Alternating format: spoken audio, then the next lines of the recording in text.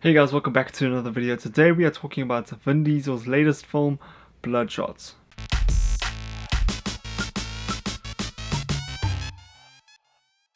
So just off the get-go, I'm going to be completely honest here, this movie did not do it for me. I thought it was a really weak film. I'm going to explain why I think that is the case, and I'm also going to be talking a little bit about some of the stuff I did like, but it's very minimal stuff. This movie for the most part just did not do it for me at all. So pretty much the basic outline of plot for this film is there is this character called Ray Garrison, who is played by Vin Diesel, and he is killed and he dies, and he does not know how he died. He cannot remember how he died, but he is brought back to life. But the only difference now is that he has these superhuman abilities, these sort of superpowers, and he's pretty much like invincible throughout this film. He's an incredibly strong character, and the whole film he is just trying to uncover what has happened to him, but at the same time going after people who he thinks have affected him badly in the past. So I mean, from the outlook, it's not a terrible sounding plot, but this film just did not go anywhere with it. Throughout this whole film, I was not interested at all in Vin Diesel's character, even though he's meant to be the main character in the film and I guess the protagonist even, but even though he didn't seem like a protagonist throughout the film, it was really weird. Like, I didn't know if I should be rooting for him or not. I don't know if he was a hero or like more of an anti-hero or like I don't know. This was very strange for me. There were also just so many moments of different characters making certain decisions in the film that just did not feel warranted at all, and they just didn't really make sense with regards to the story, and I was just very confused. There's this one character who I thought was going a completely different direction, but then halfway through the film he turns out to be this whole different character, and it just didn't make sense. I know sometimes you can pull a twist like that with a certain character, but there's a bit of a build up to that. This one just felt so left field, and it just didn't make any sense to me whatsoever. So I was very confused about that. The antagonist in this film is played by Guy Pearce, and he pretty much feels like he's playing the exact same character as he was in Iron Man 3, except this time there's even less character development for him, and I just thought he was extremely boring. It's like, what can I say? Seriously, every single character in this film I just did not care for, and when you go to a film, you need to care for characters, at least some of the characters. But throughout this whole film's running time, I did not care for any of the characters. I did not feel like they were developed well at all. I thought the decisions they made didn't make sense most of the time, and I just didn't understand why they were doing certain things throughout the film. I don't want to go into spoilers, obviously, so I'm not going to go too deep into that.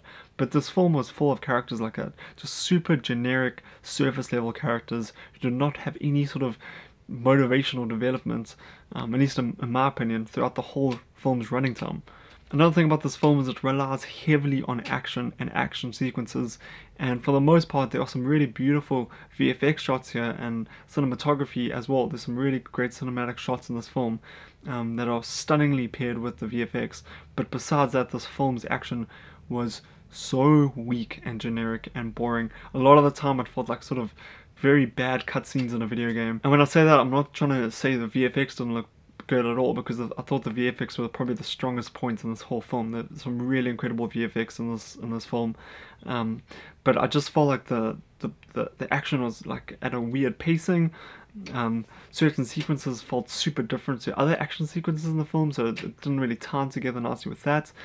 And I don't know, like, I was kind of hoping that the action, at least in this film, would be really entertaining and good, but I thought it was pretty weak, to be honest. There are some great VFX, there is some great cinematic shots, and also some great stunt work from obviously the stunt team in this film, but besides that, I thought the action was incredibly boring and incredibly generic.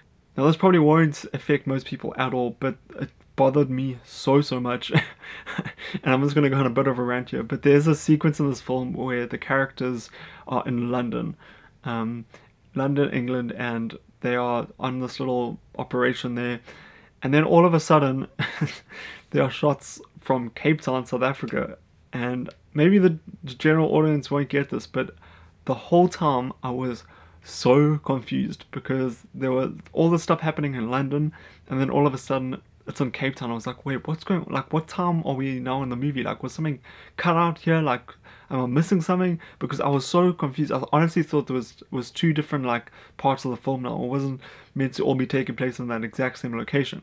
I assume what happened here was that it was cheaper to film these action shots in Cape Town so they went to Cape Town and filmed these shots and just said it was in England or London. But for me, as someone who is familiar with Cape Town, it was so jarring for me. Like, I was so confused.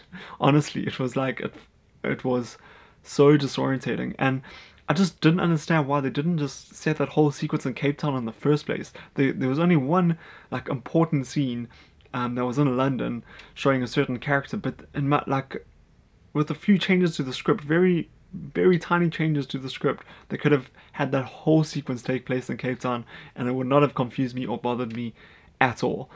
I don't think it's going to bother general audiences, but for me it was extremely jarring, and I think for a lot of South Africans who go watch this film, and possibly people in the UK who watch this film, they're going to be very confused by this, because there are clearly two different locations, but they are saying in the film that it's one location. Now I also just want to talk a little bit about Vin Diesel's performance in the film. I don't think Vin Diesel gets enough credits. I mean, look, he's not the best actor in the world, but I do think he does put a lot of effort into most of his performances, and I did feel like he tried a lot in this film.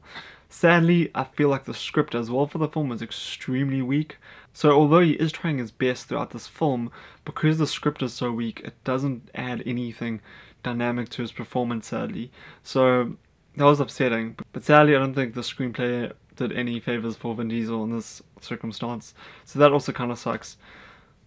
Lamorne Morris also is in this film. You'll probably know, is Winston from New Girl, and I thought he was also probably one of my favorite characters in the film, although again I don't feel like his character was developed that well at all.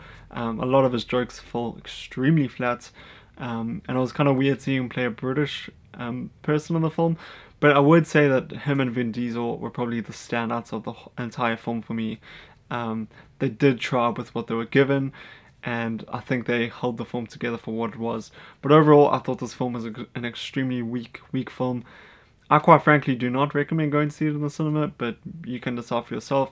I gave it a 2 out of 5 on Letterboxd, so that's like a 40%, I guess.